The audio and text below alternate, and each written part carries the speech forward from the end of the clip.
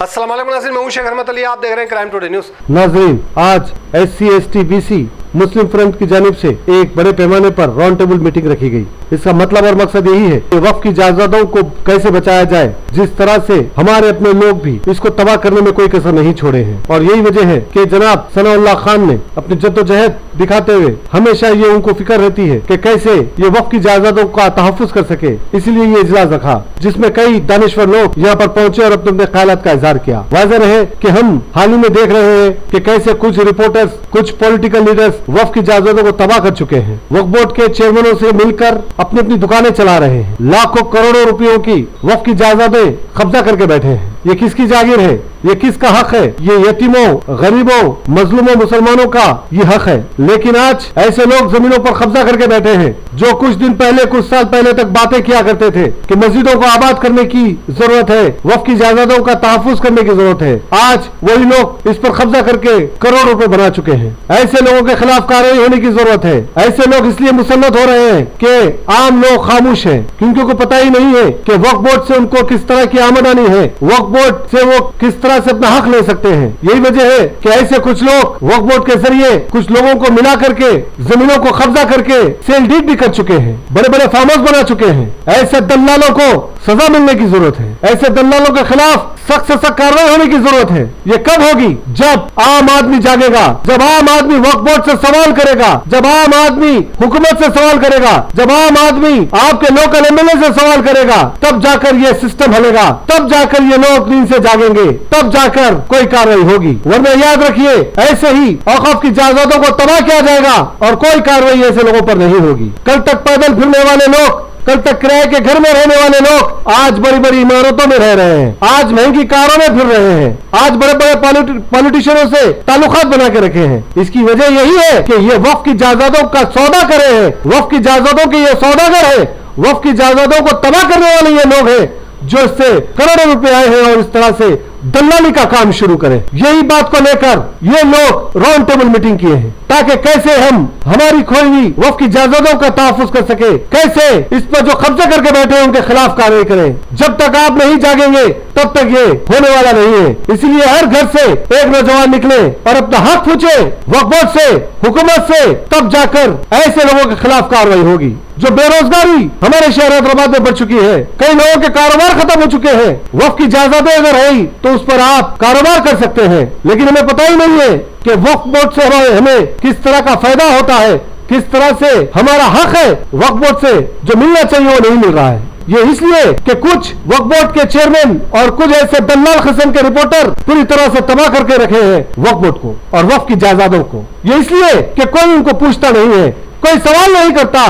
यही वजह है कि इस तरह से तबाह करके रखे। तो बहरहाल इसी बात को लेकर यहाँ पर एक मीटिंग हुई, एक इजलास हुआ और क्राइम टुडे के जरिए ये सारे तफसीलात बताए गए। सनाउल्लाह खान जो हमेशा फिक्रमंद होते हैं कि कैसे ये औक़ाफ़ की जायदादों का तहफ़्फ़ुज़ कर सके, इसीलिए वो हमेशा ये मीटिंग करते हैं। उम्मीद करते हैं कि इस मीटिंग के बाद अब एक्शन होगा और जरूरी है कि वक्फ बोर्ड चेयरमैन इस पर फौरन कार्रवाई करे। जो जो लोग सेल डीड करे हैं, जिनके डॉक्यूमेंट्स आए हैं, जो रिपोर्टरों के नाम पर धंधा बना के रखे हैं, ऐसे लोगों के खिलाफ कार्रवाई हो, सारे वक्फ की जायदादों का तहफ़्फ़ुज़ हो, उनसे वापस ले और उनके खिलाफ कार्रवाई करें। इस मौके पर जनाब एम ए खदीर, जनाब जावेद हाशमी के अलावा कई ऐसे मशहूर शख्सियतें इसमें हिस्सा लिए हैं राउंड टेबल मीटिंग में, और ये बताने की कोशिश की है कि जब तक आम आदमी जागेगा नहीं तब तक ये मसला हल होगा नहीं। शेख शफी के साथ में Sheikh Ahmed Ali, crime today news, Hyderabad.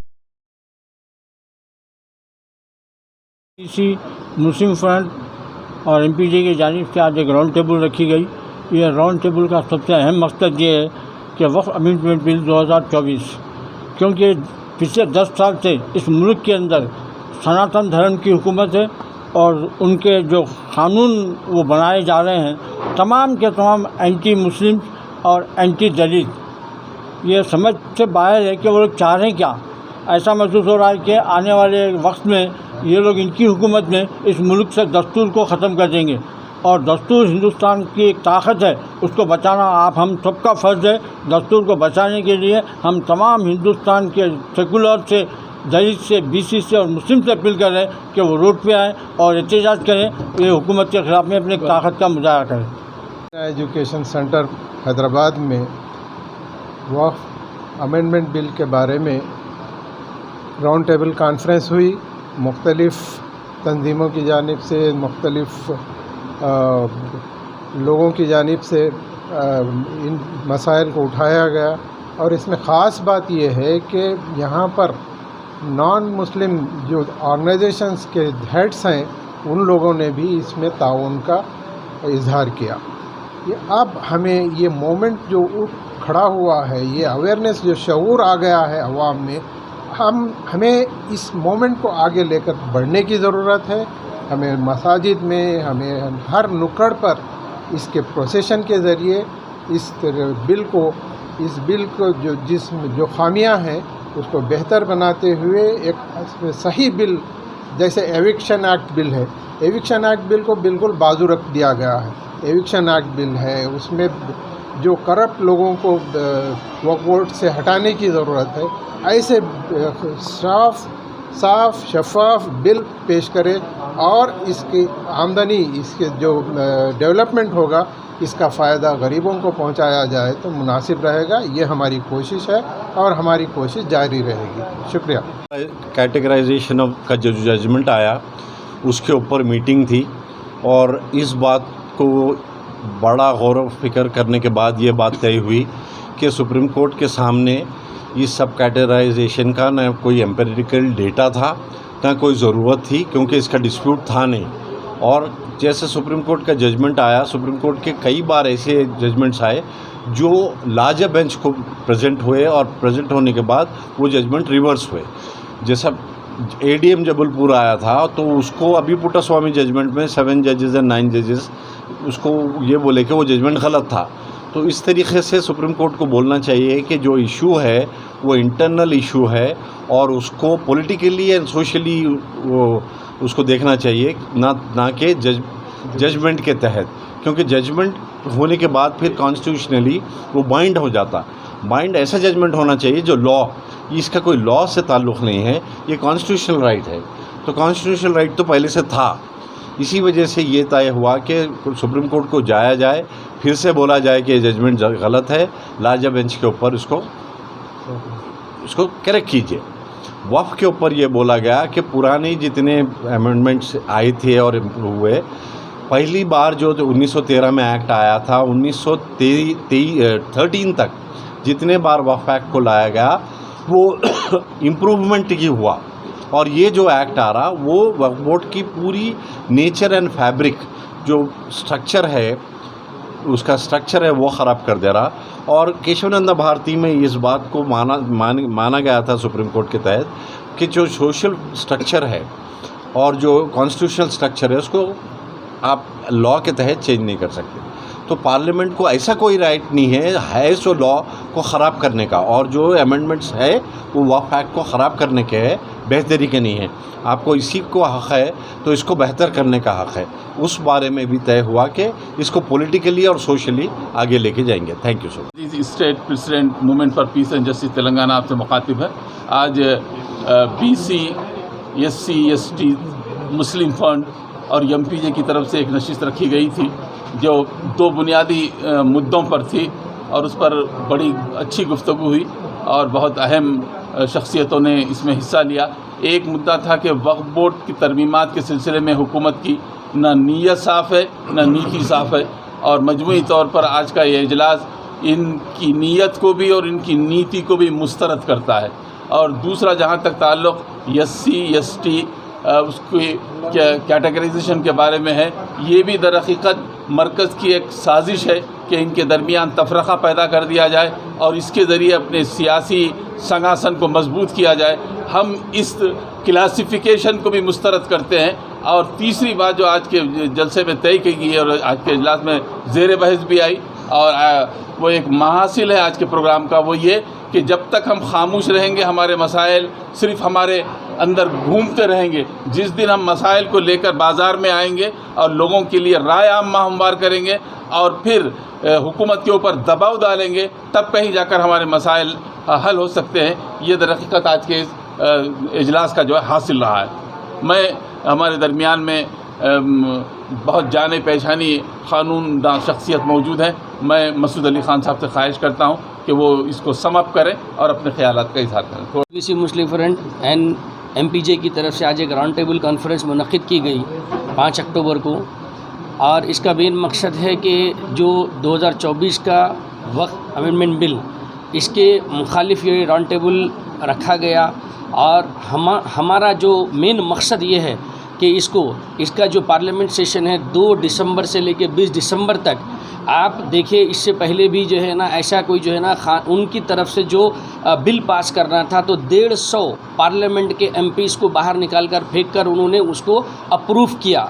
वैसे ही हो सकता है कि इस बार भी यही हरकत हो सकती है, चाहे वो दलितों के साथ हो या कबाइलियों के साथ हो या मुसलमानों के साथ हो। जो वक्फ अमेंडमेंट बिल को लेकर हमारी गुजारिश है मौज़िनीन से और मशाइखीन से और जितने भी उलमा हैं हिंदुस्तान के, उनसे कि हर जुमे को इस चीज़ की अवेयरनेस अभी से शुरू करें और आवाम को बाहर लाए। जैसे मिलियन मार्च, जैसे हमारे पास एनआरसी और सीएए के वास्ते जैसा पूरे हिंदुस्तान में मुसलमान बाहर निकल के आए थे, वैसे ही फिर से एक बार हर शहर में एक बड़ा जमा करें हर जुमे को, और जमा कर उस ग्राउंड के अंदर ये बताएं कि हम इस बिल के ख़िलाफ़ है। और अगर ऐसा करेंगे और दस्तखती मुहिम भी हमें चलाना है हर जुमे को। मेरी गुजारिश है ख़ास करके हैदराबाद के उलमा मशाइखीन से और ख़ास करके पूरे हिंदुस्तान के मशाइखीन से और जो उलमा हैं उनसे कि हर जुम्मे को दस्तखती मुहिम शुरू करें और मस्जिद के बाहर अपनी दस्तखती मुहिम रखकर इसको कामयाब बनाएं और इसको सेंट्रल गवर्नमेंट माने वज़ीर आज़म और वज़ीर दाखिला तक इसको पहुँचाए। शुक्रिया। रहमतुल्लाहि व बरकातहू। मैं जावेद हाशमी, माइनॉरिटी का सीनियर लीडर।